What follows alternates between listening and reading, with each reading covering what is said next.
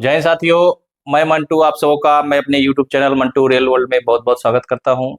आज मैं फिर से एक नए टॉपिक के साथ आया हूं। आज का फिर से एक महत्वपूर्ण टॉपिक है राजभाषा नियम 1976 यथा संशोधित 1987, ऑफिशियल लैंग्वेज रूल 1976।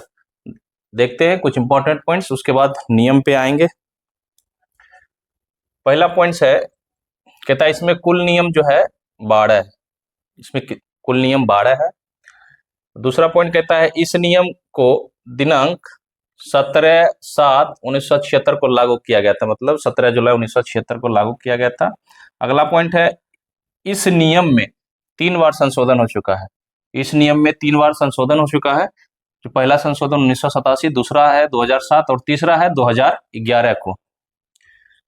अगला पॉइंट है कि प्रथम संशोधन की तारीख क्या है। प्रथम संशोधन जो है 9 अक्टूबर 1987 को हुआ था। 9 अक्टूबर 1987 को जो है ना प्रथम संशोधन हुआ था।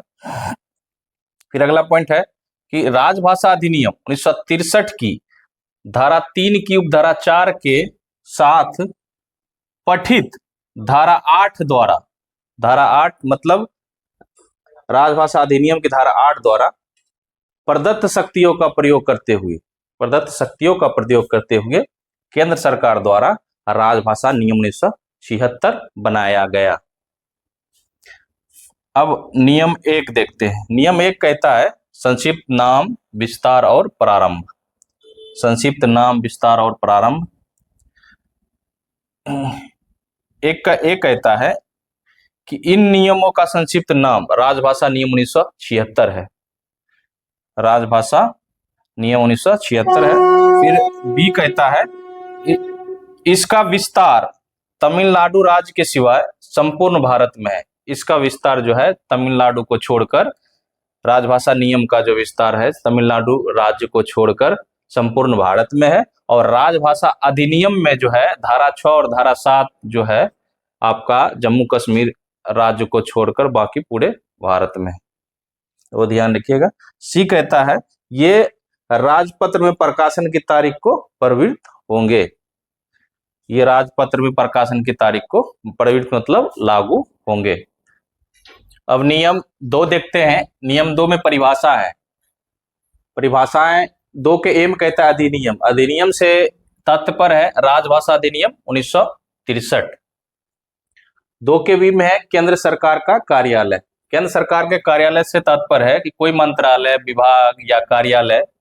बी कहता है कोई भी आयोग, समिति या अधिकरण। सी कहता है कोई निगम या कंपनी से तात्पर्य है कार्यालय से, इस सब का कार्यालय हो सकता है। अब 2 के सी में अब कार्यालय हो गया, तो अब कर्मचारी के बारे में 2 के सी कहता है, इस सभी केंद्र कर्मचारी के बारे में कहता है। अब 2 के डी में कहता है अधिसूचित कार्यालय। इसका तात्पर्य है इस नियम 10 के उपनियम 4 के अधीन अधिसूचित कार्यालय से है।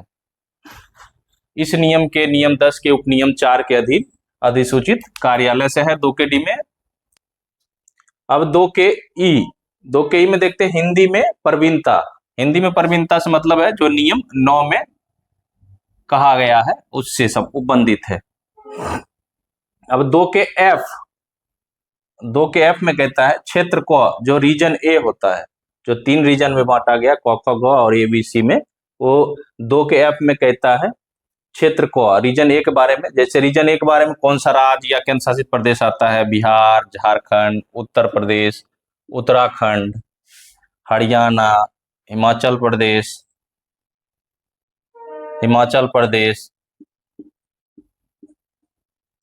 राजस्थान, मध्य प्रदेश, छत्तीसगढ़, दिल्ली और अंडमान निकोबार द्वीप समूह, ये जो बंगाल की खाड़ी में, तो ये सब आता है क्षेत्र ए में।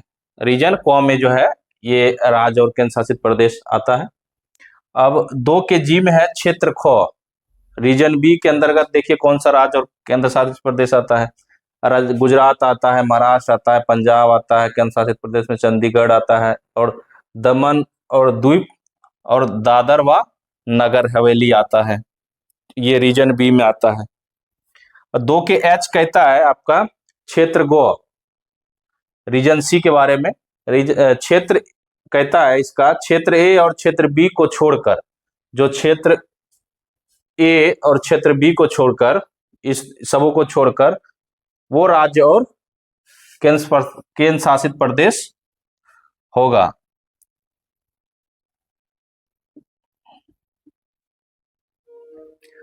क्षेत्र ए और क्षेत्र बी को छोड़कर वो राज्य और केंद्र शासित प्रदेश के बारे में कहता है, वो इसमें रीजन सी में आएगा। अब 2 के आई में है हिंदी का कार्य साधक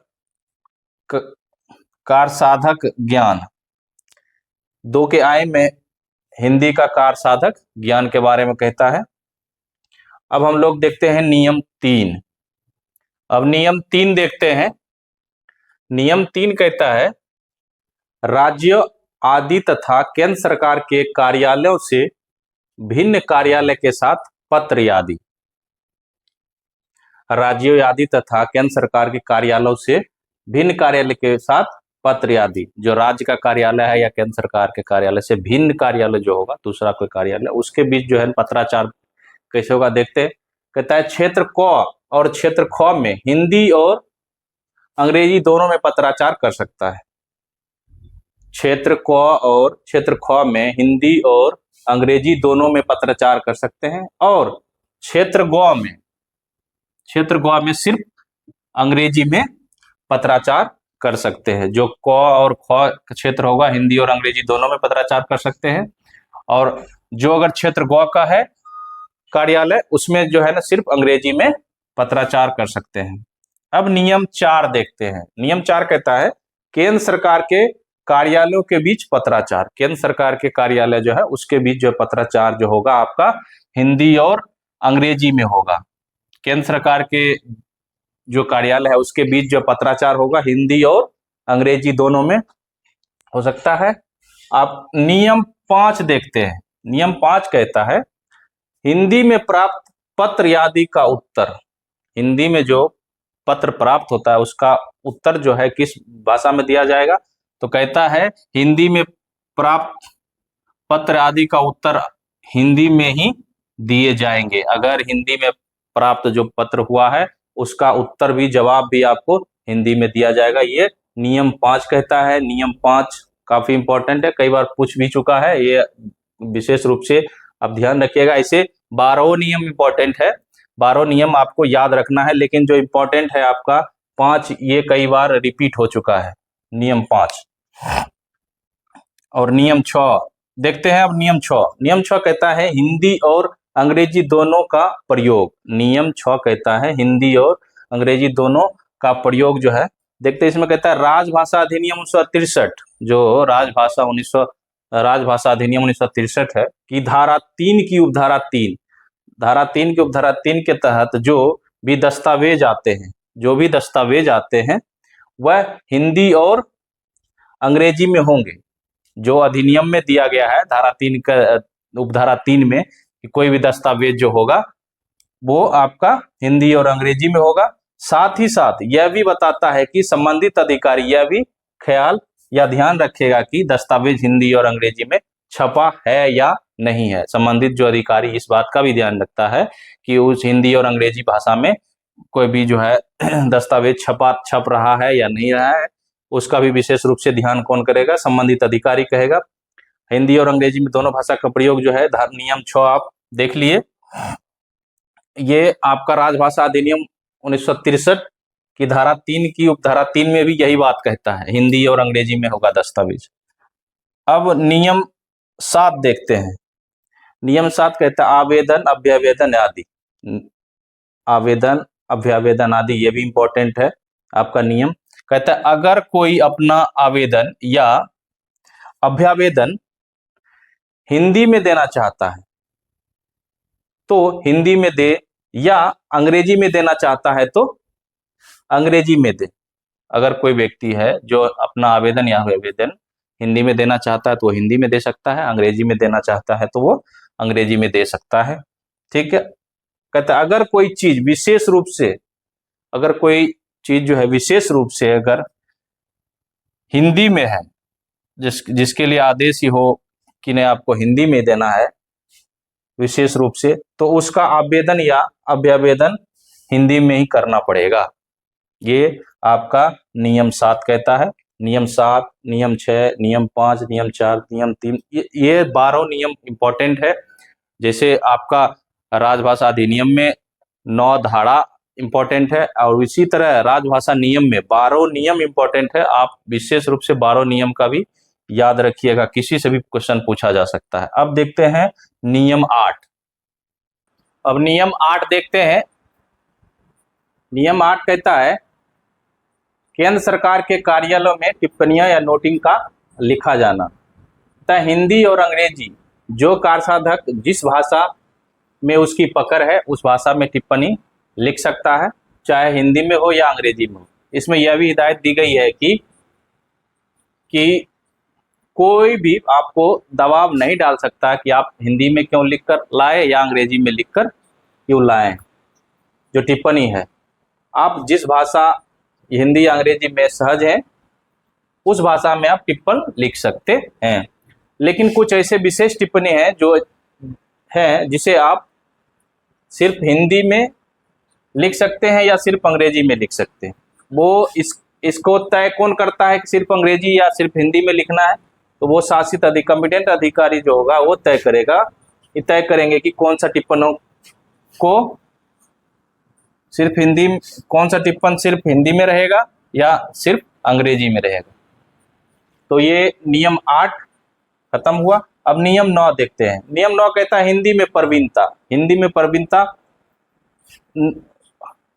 9 का ए में देखिए, कहता है जो कोई व्यक्ति हिंदी माध्यम से मैट्रिक या स्नातक पास किया हो या हिंदी उसका विषय रहा हो, वो हिंदी में प्रवीणता माना जाएगा। बी कहता है चाहे वो स्नातक में अथवा स्नातक परीक्षा के समतुल्य या उससे उच्चतर किसी अन्य परीक्षा में हिंदी को एक वैकल्पिक विषय के रूप में लिया हो, वो भी माना जाएगा हिंदी में प्रवीणता। सी कहता है यदि वह घोषणा करता है कि उसे हिंदी में प्रवीणता प्राप्त है तो यह समझा जाएगा कि उसने हिंदी में प्रवीणता प्राप्त कर ली है। एक नोट भी है। नोट में कहता है कि केंद्र सरकार के 3 प्रोग्राम चलते हैं, जो प्रबोध, प्रवीण और प्रज्ञा, जो हिंदी, जिसमें हिंदी सिखाया जाता है। तो इस कहता है इसमें से अगर किसी ने हिंदी सीख लिया है तो हिंदी में प्रवीणता माना जाएगा। अगर तीनों जो कोर्स चलता है, प्रबोध, प्रवीण और प्रज्ञा की, यह कोर्स पूरा कर लिया है तो भी हिंदी में प्रवीणता माना जाएगा। अब देखते हैं नियम 10। अब नियम 10 देखते हैं। नियम 10 कहता है हिंदी का कार्यसाधक ज्ञान।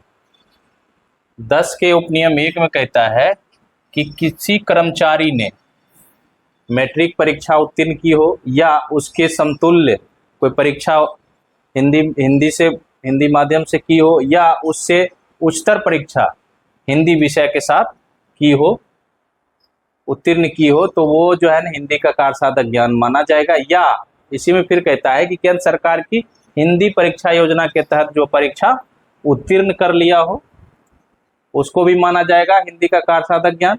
या केंद्र सरकार द्वारा उस विनिर्दिष्ट कोई अन्य परीक्षा, जो हिंदी की कोई और केंद्र सरकार द्वारा कोई अन्य परीक्षा भी उत्तीर्ण कर लिया हो तो उसे भी जो है कार्यसाधक ज्ञान समझा जाएगा। या यदि वह इन नियमों से उपरोक्त रूप में यह घोषणा भी करता है कि उसने हिंदी का कार्यसाधक ज्ञान प्राप्त कर लिया है तो यह समझा जाएगा कि वह कर्मचारी जो है हिंदी का कार्यसाधक ज्ञान प्राप्त कर लिया है।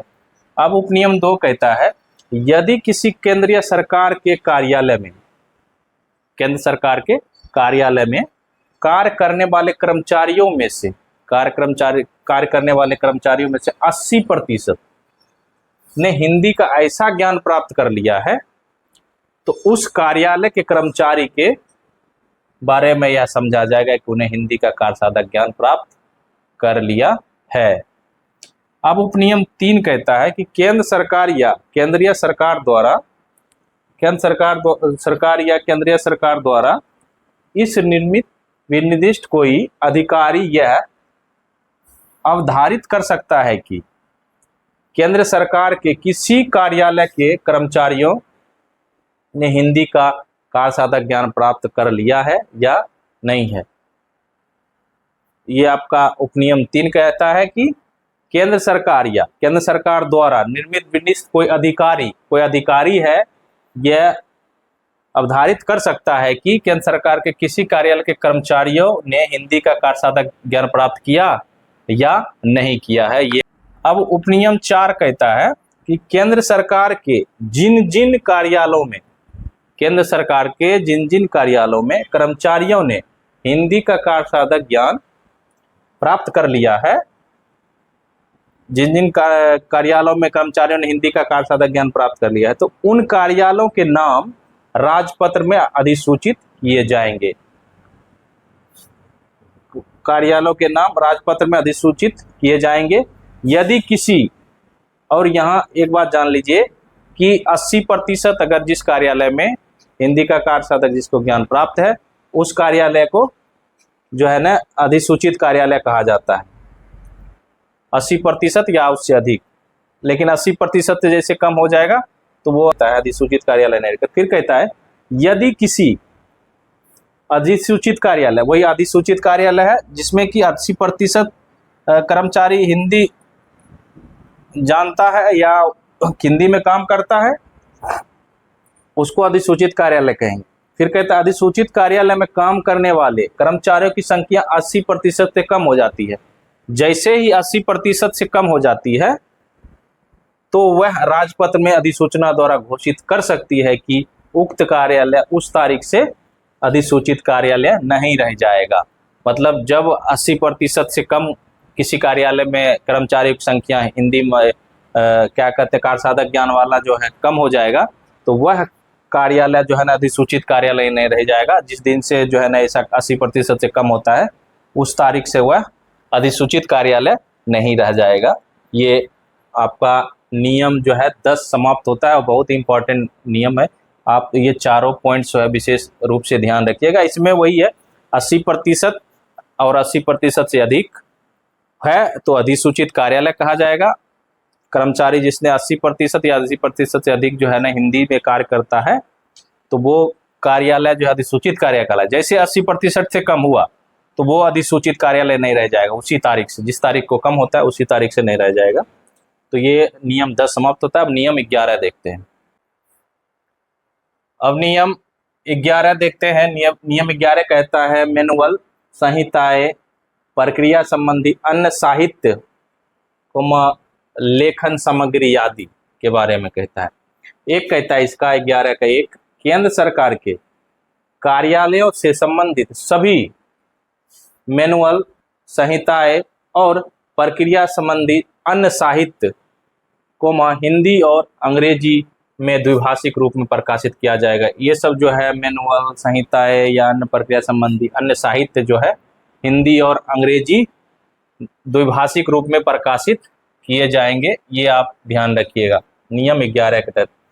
इसका उपनियम 2 कहता है केंद्र सरकार के किसी कार्यालय में प्रयोग किए जाने वाले रजिस्टरों के प्रारूप और शीर्षक हिंदी और अंग्रेजी होंगे। केंद्र सरकार के किसी भी कार्यालय में जो प्रयोग किए जाते हैं, जो रजिस्टर्ड होते हैं, वो उसका शीर्षक जो है हिंदी और अंग्रेजी द्विभाषिक रूप में होगा। हिंदी और अंग्रेजी द्विभाषिक रूप में होगा। ये सब इंपॉर्टेंट है, ये अंदर से एक क्वेश्चन पूछा जाता है, आप लोग विशेष रूप से इसका ध्यान रखिएगा। उपनियम 3 कहता है केंद्र सरकार के किसी कार्यालय में प्रयोग के लिए सभी नामपट होता है, सूचना पट होता है, पत्र शीर्ष होता है और लिफाफों पर उत्कीर्ण लेख तथा लेखन सामग्री की अन्य मदें हिंदी और अंग्रेजी में लिखी जाएगी। मतलब हिंदी और अंग्रेजी में जो है ये लिखी जाएगी क्या क्या, तो आपका नाम पट, सूचना पट, पात्र शीर्ष और लिफाफों पर उत्कीर्ण लेख तथा लेखन सामग्री की अन्य मदें जो है हिंदी और अंग्रेजी में लिखी जाएगी, मुद्रित या उत्कीर्ण होगी। तो परंतु यदि केंद्रीय सरकार ऐसा करना आवश्यक समझती है तो वह साधारण या विशेष आदेश द्वारा केंद्र सरकार के किसी कार्यालय को इस नियम के सभी या किन्हीं उपबंधों से छूट दे सकती है। अगर साधारण या विशेष आदेश द्वारा सरकार या विशेष आदेश द्वारा केंद्र सरकार के किसी कार्यालय को इस नियम के सभी या किन्हीं उपबंधों से छूट दे सकती है। ठीक है, ये विशेष आदेश द्वारा। अब हम लोग नियम 12 देखते हैं। नियम 12 कहता है अनुपालन का उत्तरदायित्व किस पे होगा। एक कहता है कि केंद्र सरकार के प्रत्येक कार्यालय के प्रधान, जो प्रधान होता है प्रत्येक कार्यालय का, उसका उत्तरदायित्व होगा कि यह सुनिश्चित करे कि अधिनियम और नियमों के उपबंधों और जारी किए गए निर्देशों का समुचित रूप से अनुपालन हो रहा है कि नहीं हो रहा है। ये कौन करेगा? कार्यालय का प्रधान करेगा। ये जो है ना वो सुनिश्चित क्या करेगा? अधिनियम और नियमों के उपबंध जो जारी किए गए हैं और निर्देशों का समुचित रूप से अनुपालन हो रहा है कि नहीं हो रहा है, और इस प्रयोजन के लिए उपयुक्त और प्रभावकारी जांच के लिए उपाय करेंगे। इस प्रयोजन के लिए उपयुक्त और प्रभावकारी जांच के लिए उपाय करें। वो किसको कह रहा है? कार्यालय के प्रधान को कह रहा है। अब 2 कहता है कि केंद्र सरकार के अधिनियम और उन नियमों के उपबंधों के सम्यक अनुपालन के लिए अपने कर्मचारियों को समय समय पर आवश्यक निर्देश जारी कर सकती है। तो कौन कर सकती है? ये कार्यालय का प्रधान आदेश समय समय पर जो है निर्देश जारी कर सकता है। ये हम लोग का राजभाषा नियम 1976 यथा संशोधित अधिनियम 1987 समाप्त हुआ। अब हम लोग आगे अब संविधान में चलेंगे। जो अनुच्छेद राजभाषा से संबंधित है उस संविधान के अनुच्छेद को देखेंगे। अगर इस वीडियो में किसी प्रकार का कोई त्रुटि हो तो आप कमेंट के माध्यम से बता सकते हैं। अगर वीडियो पसंद होता है तो आप लाइक करें, सब्सक्राइब करें, शेयर करें। फिर मिलते हैं अगली वीडियो में। तब तक के लिए धन्यवाद। जय हिंद।